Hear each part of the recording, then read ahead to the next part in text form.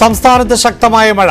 തിരുവനന്തപുരത്തും കൊച്ചിയിലും ആലപ്പുഴയിലും വെള്ളക്കെട്ട്. 7 ജില്ലകളിൽ ഓറഞ്ച് അലർട്ട്. കാലവർഷം നാളെ എത്തിയേക്കുമെന്ന് കാലാവസ്ഥാ നിരീക്ഷണ കേന്ദ്രം.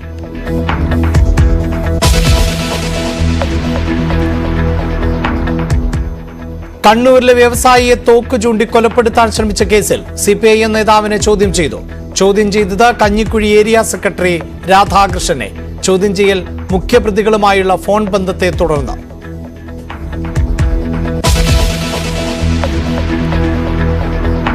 വീണ വിജയനെതിരെ വീണ്ടും ഷോൺ ജോർജ്. എക്സാലോജിക്കിന് വിദേശ അക്കൗണ്ടുകളെന്ന് ആരോപണം. അബുദാബി കൊമേഴ്സ്യൽ ബാങ്കിലെ അക്കൗണ്ടിലേക്ക് SNC ലാവലിനിൽ നിന്നും PWCയിൽ നിന്നും പണം എത്തി. അക്കൗണ്ടിൽ നിന്ന് അമേരിക്കയിലേക്കും പണമിടപാടെന്ന് ഷോൺ. ഇവിടെ നടന്നിട്ടുള്ള കരിമണൽ കടത്തുമായും അതുപോലെ തന്നെ മാസപ്പടിയുമായും ബന്ധമുണ്ട് എന്ന് ഞാൻ ഉറച്ചു സംശയിക്കുന്നു. വിവിധ കമ്പനികളിൽ നിന്നാണ് ആ അക്കൗണ്ടിലേക്ക് പൈസ വന്നിട്ടുള്ളത്.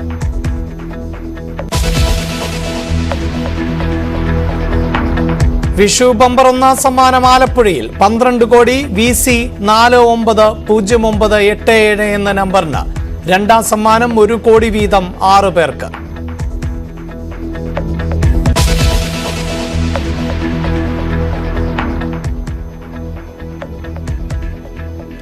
ഓടിക്കൊണ്ടിരുന്ന KSRTC ബസ്സിൽ യുവതിക്ക് സുഖപ്രസവം. പ്രസവം നടന്നത് ഡോക്ടറിന്റെയും നഴ്സിന്റെയും സാന്നിധ്യത്തിൽ. അമ്മയും കുഞ്ഞും സുരക്ഷിത.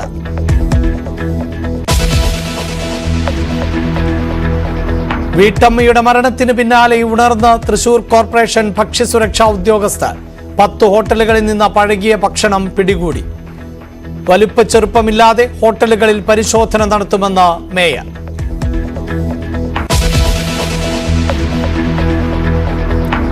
കെജ്രിവാളിന് ആശ്വാസമില്ല. 2-ാം തീയതി തന്നെ ജയിലിലേക്ക് മടങ്ങണം. ജാമ്യം നീട്ടണമെന്ന ആവശ്യം സുപ്രീം കോടതി തള്ളി. മോദി ധ്യാനത്തിനായി നാളെ കന്യാകുമാരി. 7ാം ഘട്ട തെരഞ്ഞെടുപ്പിന്റെ പരസ്യപ്രചാരണം നാളെ സമാപിക്കും.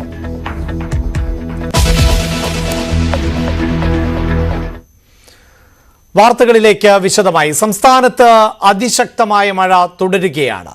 തിരുവനന്തപുരം നഗരത്തിലെ വിവിധ ഇടങ്ങളിൽ വെള്ളം കയറി. എറണാകുളത്തും മഴ ശക്തമാണ്. മൂലേപ്പാടത്തും തമ്മനം ശാന്തിപുരം കോളനിയിലും വെള്ളം കയറി. കാക്കനാട് പടമുകളിൽ വീടിന്റെ ചുറ്റുമതിൽ ഇടിഞ്ഞ് കുളത്തിലേക്ക് വീണു. വീട്ടുമുറ്റത്തുണ്ടായിരുന്ന കാറും കുളത്തിലേക്ക് പതിച്ചു. പുത്തൻകുരിശ്, കോലഞ്ചേരി ഭാഗങ്ങളിലും മഴ ശക്തമാണ്.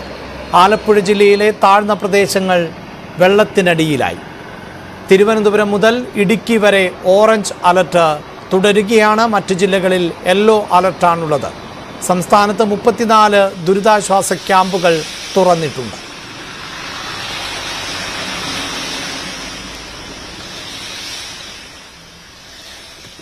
അതിശക്തമായ മഴയിൽ തിരുവനന്തപുരം പഴവങ്ങാടിയിലെ കടകളെല്ലാം തന്നെ വെള്ളത്തിനടിയിലായി. വ്യാപാരികൾ കടുത്ത പ്രതിഷേധമാണ് ഉയർത്തുന്നത്. പഴവങ്ങാടി സെൻട്രൽ തിയേറ്റർ റോഡിന് സമീപത്താണുള്ളത്. ഇവിടെ അല്പസമയം മുൻപ് കനത്ത മഴയിൽ സമീപത്തെ കടകളിലേക്കൊക്കെ ചെളിവെള്ളം കയറുന്ന നിലയുണ്ടായിരുന്നു. ഈ ആമയിഴഞ്ചൻ തോട് ഒരുപക്ഷെ ഇവിടെ പല ഡ്രെയിനേജിന്റെ ഒരു ഭാഗം തന്നെയാണ് ആമയിഴഞ്ചൻ തോടെന്ന് പറയുമ്പോൾ നമ്മൾ സ്വാഭാവികമായിട്ടും ഈ നഗരത്തിലെ വേസ്റ്റ് വെള്ളം മുഴുവൻ ചെന്നിറങ്ങുന്ന ഒരിടമാണ്. എല്ലാ കാലത്തും ഇവിടെ ഇങ്ങനെ ഈ കടകളിൽ മാലിന്യം കയറുന്ന സാഹചര്യമുണ്ട്. ഇന്നും ഈ അപ്രതീക്ഷിതമായ മഴയിൽ ഇങ്ങനെ മാലിന്യം കയറിയതാണോ? ഇത് അപ്രതീക്ഷിതമൊന്നുമില്ല. നമ്മളിത് വർഷങ്ങളോട്ട് പ്രതീക്ഷിക്കുകയാണ്. ഇതൊരു വലിയ സംഭവമൊന്നുമില്ല. ഇതിന് ഇനിയിപ്പോൾ ലോകത്ത് നിന്ന് വലിയ ബുദ്ധിജീവികളൊന്നും വേണ്ട. എന്തുകൊണ്ടാണ് ഇത് വെള്ളം മറിയണതെന്ന് ഇത് ശുദ്ധീകരിക്കാൻ വേണ്ടിയിട്ട് ഇനി 50,000 കോടി രൂപയുടെ ഗംഗാനദി ശുദ്ധീകരിച്ച രാജ്യത്ത് ഈ തോട് ശുദ്ധീകരിക്കാൻ പറ്റില്ലെന്ന് പറഞ്ഞാൽ അത് നടക്കത്തില്ല. പറ്റുന്ന കാര്യമാണ്. എന്തുകൊണ്ടാണ് നടക്കാത്തതെന്ന് നമുക്കറിഞ്ഞില്ല. നിങ്ങൾക്ക് വലിയ നഷ്ടമാണ്. എൻ്റെ സാറേ, ഇത് വർഷങ്ങളുണ്ട് അനുഭവിച്ച് മടുത്തു. കാരണം വ്യാപാരികളെയും വ്യവസായികളെയും ടാക്സ് മാത്രം കൊടുക്കാനുള്ള ഒരു സംഭവമാണ്. ഇത് അദ്ദേഹം തൊട്ടപ്പുറത്തേക്ക് ഒരു ഹോൾസെയിൽ മൂലകളില്ല. അങ്ങനെ കടയ്ക്ക് അകത്ത് വരെ കയറി. ഞാനിത് വർഷങ്ങളുകൊണ്ട് അനുഭവിക്കുകയാണ്. ജീവിതം വരെ നിവർത്തിയില്ലാത്തതുകൊണ്ട് മാത്രമാണ് ഇവിടെ ഇരിക്കുന്നത്. ചെരുപ്പ് കടയാണ്. അപ്പോൾ ഇങ്ങനെ വെള്ളം കയറുമ്പോൾ ഇതെല്ലാം കേടാവും. കാരണം ലെതറൊക്കെ തണുപ്പടിച്ചാൽ തന്നെ കേടായി പോകും. തണുപ്പ് മാത്രം അടിച്ചു. അപ്പം വെള്ളം കൂടി കയറുമ്പോൾ ഉള്ള അവസ്ഥ പറഞ്ഞിട്ട് കാര്യമില്ല. ലക്ഷക്കണക്കിന് രൂപ ജീവിക്കാൻ വരെ മാർഗ്ഗമില്ലാത്തതുകൊണ്ടിരിക്കുന്നത്. എന്തെങ്കിലും മാർഗ്ഗം ഉണ്ടെങ്കിൽ കളഞ്ഞിട്ട് പോയി. കാരണം ബാങ്ക് ബാധ്യതകളുണ്ട്. അടച്ചിട്ട് പോയി അവരും വിടില്ല. ഗതികേട്. പിന്നെ വാടകയാണ്. ഇത് കിടന്ന് അനുഭവിക്കുന്നു. വ്യാപാരിയെ കൊണ്ടിട്ട് ഒരു മനുഷ്യനും ഇല്ല. നമ്മുടെ വൃത്തിയാക്കാൻ വേണ്ടി ശുചീകരിക്കാനും ഇവിടെ ഈ വെള്ളം കയറാതിരിക്കാനുള്ള പദ്ധതികൾ നേരത്തെ എന്തെങ്കിലും വന്നിട്ടുണ്ടോ? എന്റെ പൊന്നു സാറേ, ഇത് കോർപ്പറേഷൻ എന്ന് പറഞ്ഞ സംഭവത്തിന് വെട്ടിക്കാനുള്ള ഒരു സാധനമാണിത്. കാരണം എന്ന് പറഞ്ഞാൽ വർഷം ഇത് ശുദ്ധീകരിക്കുന്ന പേരിൽ ഒരു ഫണ്ട് അടിച്ചുകൊണ്ട് പോകുന്നു. അവരാരും പെർമനന്റ് ആയിട്ട് ഒരു സൊല്യൂഷൻ ആഗ്രഹിക്കുന്നില്ല. എന്ത് തിരുവനന്തപുരം പോലുള്ള ഒരു നാട്ടിൽ ഈ ഒരു തോട് ശുദ്ധീകരിക്കാൻ ഈ കേരളത്തിൽ ആൾക്കാരില്ലേ? ഇന്ന് ഇവിടുന്ന് അടുത്ത് അങ്ങ് പ്ലെയിനിൽ കയറി അങ്ങ് പോകാൻ വേണ്ടി റെഡിയായിരിക്കുന്ന രാജ്യത്ത് ഇത് ശുദ്ധീകരിക്കാൻ കഴിയില്ലെന്ന് വിചാരിക്കുന്നുണ്ടോ? അതോ മാസങ്ങൾ നീണ്ടിരിക്കുന്ന മഴയില്ലേ? ഒന്നുമില്ല. ഇത് നടക്കും. ഇത് അഴിമതി. കോർപ്പറേഷൻ ഇതൊന്നും ചിന്തിക്കാൻ ആർക്കും ഇതിനൊന്നും സമയമില്ല. ഇതിനൊന്നും സമയമില്ല. അവർക്കൊക്കെ വേറെ പണികളുണ്ട്. നമ്മുടെ പൊള്ള ഇവിടെ കിടന്ന് കഷ്ടപ്പെടുക, അനുഭവിക്കുക. പറഞ്ഞിട്ട് കാര്യമില്ല. വിധിയെന്ന് വിചാരിക്കും. ആരോടും പരാതിയില്ല, പരിഭവമില്ല. പറഞ്ഞിട്ട് കാര്യവുമില്ല. നമുക്ക് ഈ ദൃശ്യങ്ങൾ കാണാം. ഇതിനകത്ത് കയറിയ ചെളി അവർ ക്ലീൻ ചെയ്ത് ഇറക്കുകയാണ്. ഒരു ചെരുപ്പ് കടയാണ്. അവർ ലക്ഷക്കണക്കിന് രൂപ മുതൽ മുടക്കി നടത്തുന്ന ഒരു ബിസിനസ്സാണ്. പക്ഷേ ഓരോ മഴക്കാലത്തും ഇങ്ങനെ വെള്ളം കയറുന്ന സാഹചര്യമാണ്. ഇതിനൊരു ശാശ്വത പരിഹാരം ഉണ്ടാകുന്നില്ല എന്ന കാര്യം തന്നെയാണ് ഇവിടുത്തെ വ്യാപാരികൾ പറയുന്നത്. അരുൺ പാലോടിനൊപ്പം ബി വിനോദ്, ന്യൂസ് 18 തിരുവനന്തപുരം. നഗരപ്രദേശങ്ങളിൽ ഇതാണ് സാഹചര്യമെങ്കിൽ ഗ്രാമപ്രദേശങ്ങളിലും കനത്ത മഴ വലിയ നാശനഷ്ടം ആണ് ഉണ്ടാക്കിയത്. തിരുവനന്തപുരം വെള്ളായിനി പാടശേഖരം വെള്ളത്തിൽ മുങ്ങിയ സാഹചര്യമാണ് ഉള്ളത്. കുലവാഴകൾ ഉൾപ്പെടെ ശക്തമായ കാറ്റിലും മഴയിലും ഒടിഞ്ഞു വീണു. ജില്ലയിൽ ഇതുവരെ 12 ലക്ഷം രൂപയുടെ കൃഷിനാശം ഉണ്ടായിട്ടുണ്ട് എന്നാണ് റവന്യൂ വകുപ്പിന്റെ കണക്കുകൾ.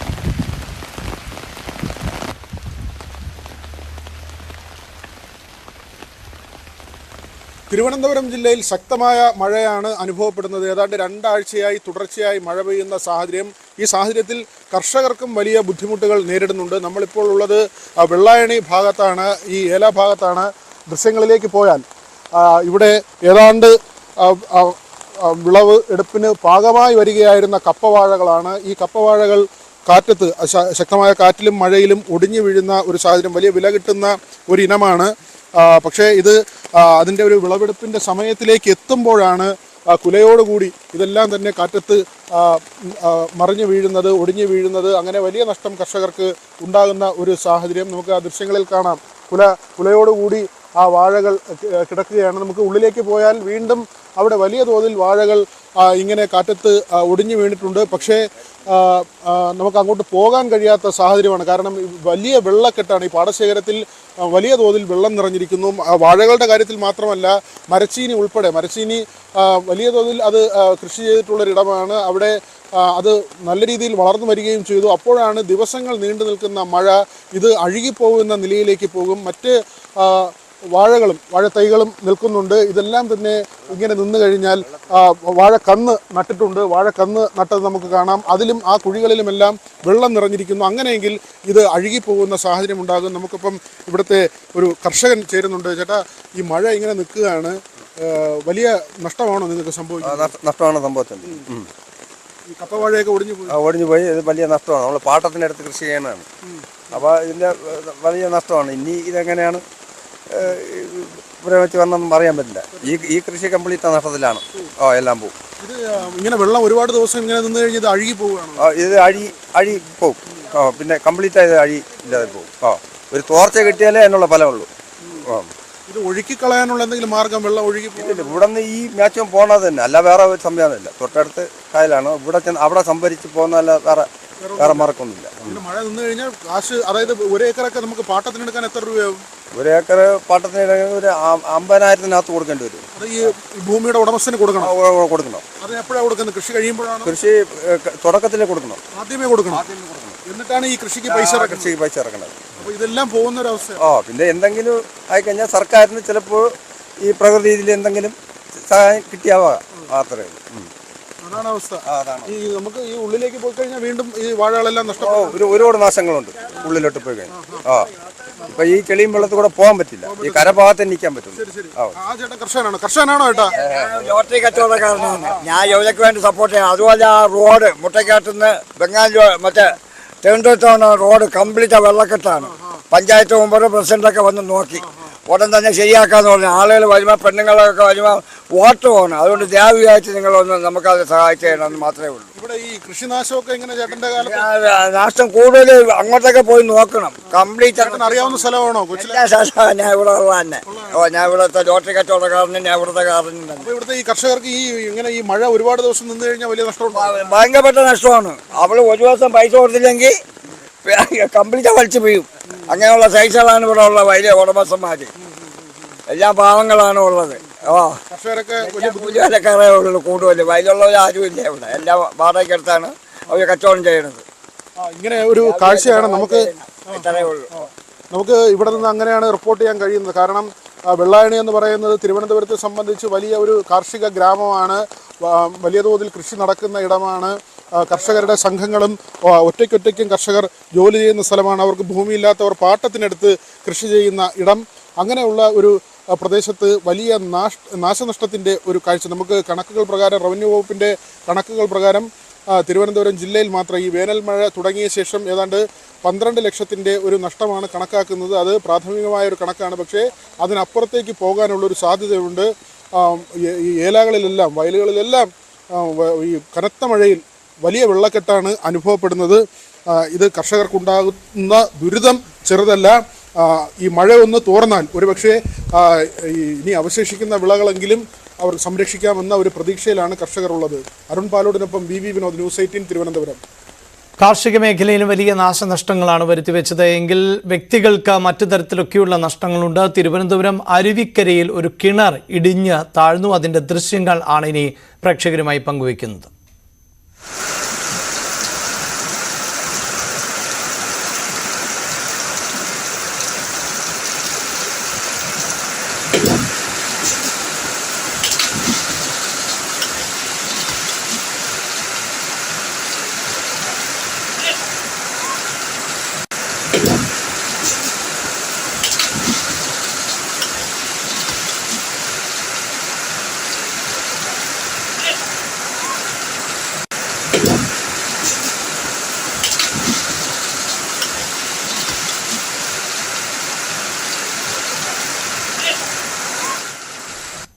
തുടർച്ചയായി പെയ്ത മഴയിൽ ആലപ്പുഴയുടെ പല ഭാഗങ്ങളിലും വെള്ളക്കെട്ടുകൾ രൂപപ്പെട്ടു. കുട്ടനാടിന്റെ താഴ്ന്ന മേഖലകളിൽ ജലനിരപ്പ് ഉയർന്നു. കനത്ത കാറ്റിൽ തലവടിയിൽ 2 വീടുകളുടെ മേൽക്കൂര തകർന്നു.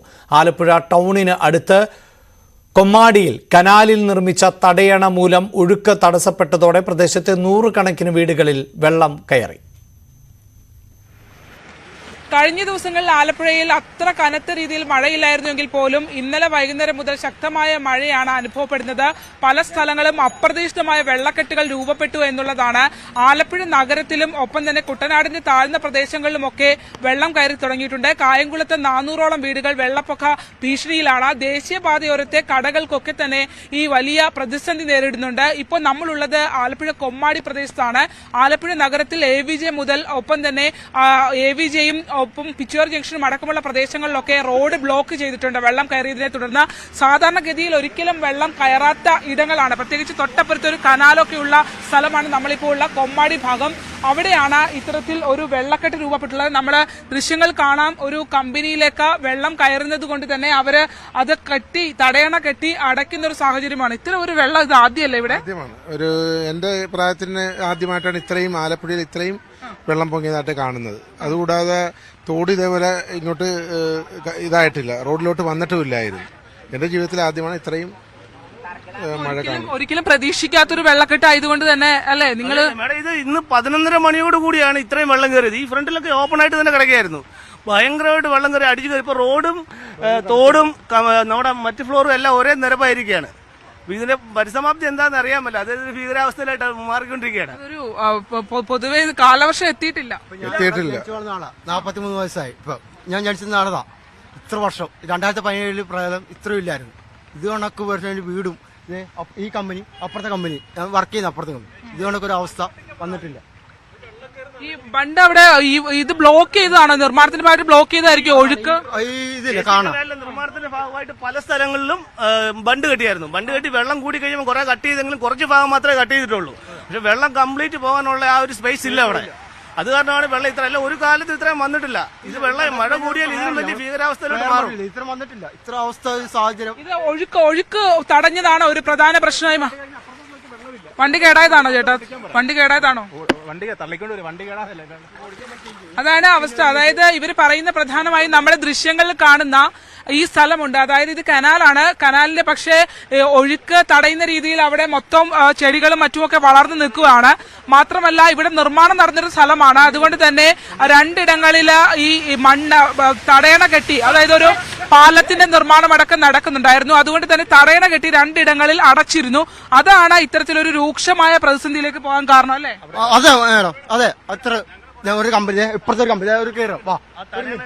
അവര് തൊട്ടടുത്തും മറ്റൊരു സ്ഥാപനം ഉണ്ടെന്നാണ് പറഞ്ഞത്. അതും ഈ സമാനമായ സാഹചര്യമാണെന്നാണ്. എത്ര വീടുകളുണ്ട് ചേട്ടാ? മൊത്തം ബേക്കറി, ഇവിടുത്തെ ബേക്കറി വെള്ളം കയറി, വീടുകൾ കയറി, മൊത്തം ആ പ്രശ്നം. ഈ ഒരു കമ്പനിയാ ഞാൻ ഇവിടെ വർക്ക് ചെയ്യുന്ന.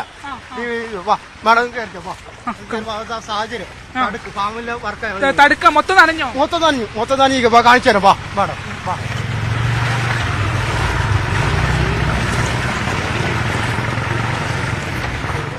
മൊത്തത്തിൽ നനഞ്ഞോ? അല്ല, ആണ് ഫീസെല്ലാം നിറഞ്ഞ ഫാമിലി വർക്കാണ് ഞങ്ങൾ ചെയ്യുന്നത്. കുഴിയാണ് അങ്ങോട്ട്? അല്ല, കുഴിയല്ല, വെള്ളം കുഴിയൊന്നുമില്ല. ഇത്രയും വെള്ളം, അതായത് നമ്മൾ ഈ ദൃശ്യങ്ങൾ കാണുന്ന പോലെ ഇപ്പൊ തന്നെ മുട്ടിന് മുകളിലേക്ക് വെള്ളം കയറിയിട്ടുണ്ട്. ഇന്ന് രാവിലെ 11 മണി മുതൽ തുടങ്ങിയ മഴയാണ് ഇത്രയധികം പ്രശ്നങ്ങൾ ഉണ്ടാക്കിയതെന്നാണ് പറയുന്നത്. കമ്പനിക്ക് അകത്തുള്ള മാറ്റുകളെല്ലാം മാറ്റൊക്കെ നനഞ്ഞ്, മാറ്റെല്ലാം നനഞ്ഞിരിക്കുക. ഇവിടെ ഇങ്ങനെ സ്ഥിരമായ ഒരു അവസ്ഥ ഉണ്ടായിരുന്നോ? ഇതുവരെ ഇങ്ങനെ ഉണ്ടാകാത്തൊരു കാര്യമാണ് ഇപ്പൊ എന്നാണ് അവർ പറയുന്നത്. അതായത് ഇതുവരെ ഇത്തരത്തിലൊരു ഈ രീതിയിൽ വെള്ളം വരുന്നൊരു സാഹചര്യം ഇവിടെ ഉണ്ടായിട്ടില്ല. ആദ്യമായിട്ടാണ് ഇങ്ങനെ ഉണ്ടാകുന്നത്. പ്രത്യേകിച്ച് അത് ഈ കനാലിന്റെ പ്രശ്നം കൂടി അതിനെ വലിയ തോതിൽ ബാധിക്കുന്നുണ്ട്. കനാലിൽ വെള്ളം കൃത്യമായ രീതിയിൽ ഒഴുക്ക് നടക്കാത്തത് കൊണ്ട് തന്നെ ആ വെള്ളം കരകവിഞ്ഞ് വരുന്നത് കൂടിയാണ് ഈ പ്രശ്നം സൃഷ്ടിക്കുന്നതെന്നാണ് ജനങ്ങൾ പറയുന്നത്. എന്തായാലും ആലപ്പുഴയിലെ സ്ഥിതി ഇതാണ്. പലയിടങ്ങളിലും അതാണ്, വെള്ളപ്പൊക്കം ഉണ്ടായപ്പോൾ പോലും പ്രളയകാലത്ത് പോലും ഇങ്ങനെ ഒരു പ്രതിസന്ധി അനുഭവിച്ചിട്ടില്ല എന്നുള്ളതാണ് നാട്ടുകാർ വ്യക്തമാക്കുന്നത്. മാത്രമല്ല പലയിടത്തും ശക്തമായ കാറ്റ് അനുഭവപ്പെട്ടിരുന്നു. തലവടി പഞ്ചായത്തിൽ 2 പേരുടെ വീടുകളുടെ മേൽക്കൂരയാണ് തകർന്നു പോയത്. തലവടി സ്വദേശി മണിയുടെയും ലീലാമ്മയുടെയും വീടിന്റെ മേൽക്കൂര പറന്നു പോകുന്ന സാഹചര്യമുണ്ടായി. 200 മീറ്ററോളം ദൂരെയാണ് മേൽക്കൂരകൾ വന്ന് പതിക്കുകയും ചെയ്തിട്ടുള്ളത്. കഴിഞ്ഞ ദിവസങ്ങൾ ഇത്ര ശക്തമായ മഴയില്ലായിരുന്നുവെങ്കിൽ പോലും നഗരത്തിലും നഗരപ്രദേശങ്ങളിലും ഉണ്ടായ അപ്രതീക്ഷിതമായ വെള്ളക്കെട്ടാണ് പ്രശ്നമായത്. ജലാശയങ്ങളിലൊക്കെ ജലനിരപ്പ് ഉയർന്നുണ്ട്. പക്ഷേ അപകടകരമായ സാഹചര്യം ഉണ്ടായിട്ടില്ല. നിലവിൽ കഴിഞ്ഞ ദിവസം ഒരു ദുരിതാശ്വാസ ക്യാമ്പാണ് തുറന്നത്. കൂടുതൽ ക്യാമ്പുകൾ തുറക്കേണ്ട സാഹചര്യം ആലപ്പുഴയിൽ ഉണ്ടാകുമെന്നാണ് നമുക്ക് ഇപ്പോൾ മനസ്സിലാക്കാൻ കഴിയുന്ന. അത്തരം നിർദ്ദേശങ്ങൾ നടക്കുന്നുണ്ട്. പക്ഷേ പലയിടങ്ങളിലും മഴക്കാലത്തിന് മുൻപ് നടത്തേണ്ട തയ്യാറെടുപ്പുകൾ നടക്കാത്തത് കൊണ്ട് തന്നെ വെള്ളക്കെട്ട് വലിയ പ്രതിസന്ധി സൃഷ്ടിക്കുകയും ചെയ്യുന്നുണ്ട്. ക്യാമറമാൻ പ്രശാന്ത് മംഗലശ്ശേരിക്കൊപ്പം ആലപ്പുഴയിൽ നിന്നും ശരണ്യ സ്നേഹജൻ, ന്യൂസ് 18.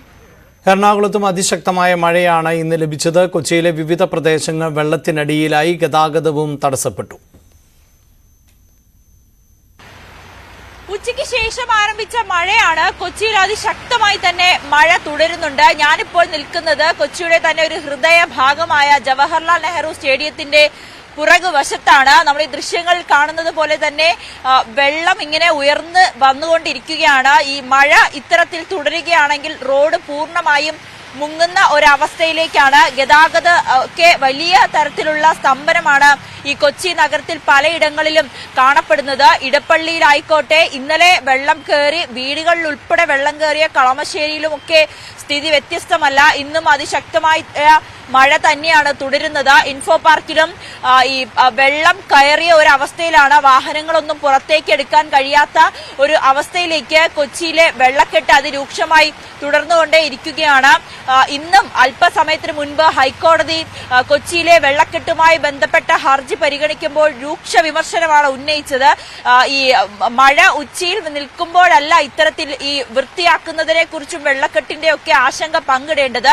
അതിനു മുൻപ് തന്നെ കൃത്യമായിട്ടുള്ള നവീകരണ പ്രവർത്തനങ്ങൾ, ക്ലീനിംഗ് പരിപാടികൾ, ശുചീകരണ പ്രവർത്തനങ്ങളെല്ലാം നടത്തേണ്ടതല്ലേ എന്നുള്ള രൂക്ഷ വിമർശനമായിരുന്നു ഹൈക്കോടതി കൊച്ചി കോർപ്പറേഷന് വേണ്ടി ഉന്നയിച്ചത്, കൊച്ചി കോർപ്പറേഷനെതിരെ ഉന്നയിച്ചത്.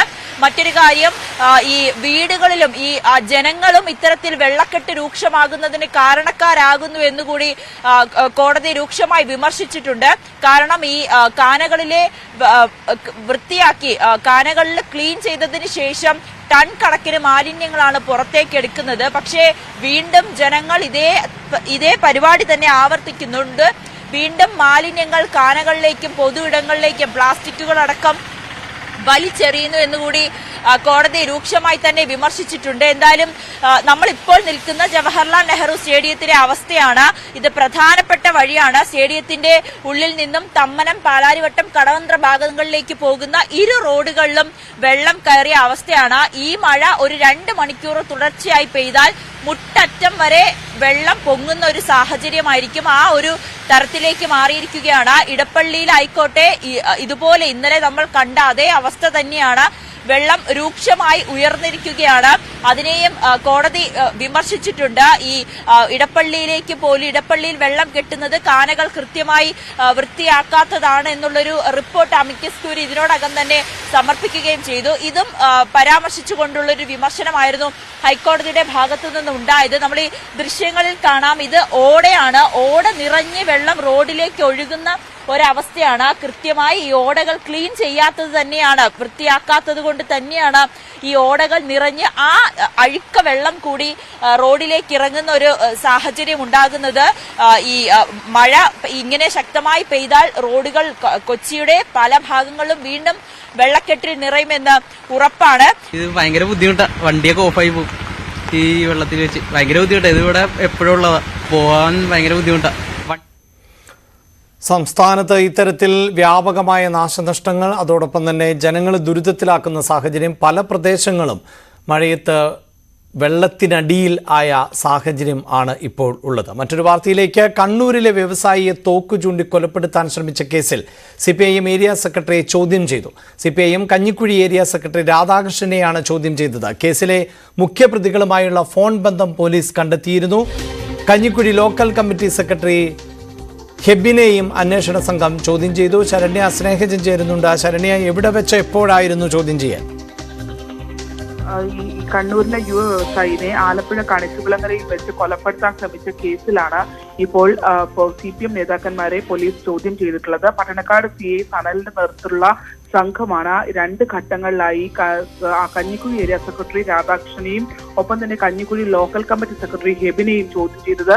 ഹെബിനെ രാവിലെയാണ് ചോദ്യം ചെയ്യലിനായി വിളിച്ചിരുന്നത്. ഒപ്പം തന്നെ വൈകിട്ടോടുകൂടി രാധാകൃഷ്ണനെയും ഇവർ ചോദ്യം ചെയ്തു. 1.5 മണിക്കൂറോളമാണ് രാധാകൃഷ്ണനെ ചോദ്യം ചെയ്തത്. ഈ കേസുമായി ബന്ധപ്പെട്ട് കഴിഞ്ഞ ദിവസങ്ങളിൽ പോലീസ് നടത്തിയ പരിശോധനയിൽ കേസിലെ 1-ാം പ്രതിയായ അനൂപും ഒപ്പം തന്നെ 2-ാം പ്രതിയായ മനോജുമായി ഈ CPM നേതാക്കന്മാർ ഫോണിൽ ബന്ധപ്പെട്ടിരുന്നതടക്കമുള്ള CDR രേഖകൾ പോലീസിന് ലഭ്യമായിട്ടുണ്ടായിരുന്നു.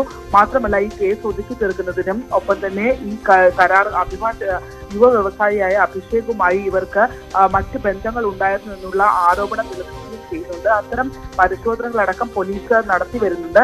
ഈ കേസ് ഏറ്റവും നിർണായകമായ തോക്ക് ഇന്ന് രാവിലെ പോലീസ് കണ്ടെത്തിയിരുന്നു. ഈ കേസിലെ 1-ാം പ്രതിയായ അനൂപിന്റെ വീട്ടിൽ നിന്നാണ് തോക്ക് കണ്ടെത്തിയിട്ടുള്ളത്. പക്ഷേ കണ്ടെത്തിയ തോക്ക്, ഈ തോക്കിന്റെ ചിത്രം ഈ വ്യവസായിയെ കാണിച്ചപ്പോൾ ഈ വ്യവസായി അത് ആ തോക്കല്ല എന്നാണ് പോലീസിന് വിവരം നൽകിയിട്ടുള്ളത് എന്നുള്ളതാണ് നമുക്ക് അറിയാൻ കഴിഞ്ഞിട്ടുള്ളത്. എന്തായാലും ആലപ്പുഴയിലെ രാഷ്ട്രീയത്തിൽ വലിയ വിവാദമായി കൊണ്ടിരിക്കുന്ന യുവ വ്യവസായിയെ തോക്ക് ചൂണ്ടി കൊലപ്പെടുത്താൻ ശ്രമിച്ച കേസിലാണ് ഇപ്പോൾ CPMന്റെ 2 മുൻനിര നേതാക്കന്മാരെ ആലപ്പുഴയിൽ ചോദ്യം ചെയ്യുന്ന സാഹചര്യത്തിലേക്ക് എത്തിയിട്ടുള്ളത്. വാർത്തയുടെ വിശദാംശങ്ങളാണ് ശരണ്യ നൽകിയത്. സ്വർണം വെള്ളി നിരക്കുകൾ. കവിത ഗോൾഡ് ആൻഡ് ഡയമണ്ട്സ് ഇന്നത്തെ സ്വർണം വെള്ളി നിരക്കുകൾ നിങ്ങൾക്കായി സമർപ്പിക്കുന്നത്. വലിയ സ്വപ്നങ്ങൾ, വലിയ സന്തോഷങ്ങൾ, വലിയ collection. Kavitha gold and diamonds. സ്വർണം ഗ്രാമിന് 6695 രൂപ, പവന് 53,560 രൂപ. 18 ക്യാരറ്റ് ഗ്രാമിന് 5570, പവൻ 44,560. വെള്ളി ഗ്രാം 101, കിലോ 1,00,000 രൂപ. കവിത ഗോൾഡ് ആൻഡ് ഡയമണ്ട്സ് ഇന്നത്തെ സ്വർണം വെള്ളി നിരക്കുകൾ നിങ്ങൾക്കായി സമർപ്പിക്കുന്നത്. വലിയ സ്വപ്നങ്ങൾ, വലിയ സന്തോഷങ്ങൾ, വലിയ collection. Kavitha gold and diamonds. News updates പൂർണ്ണമാകുന്നു. നമസ്കാരം.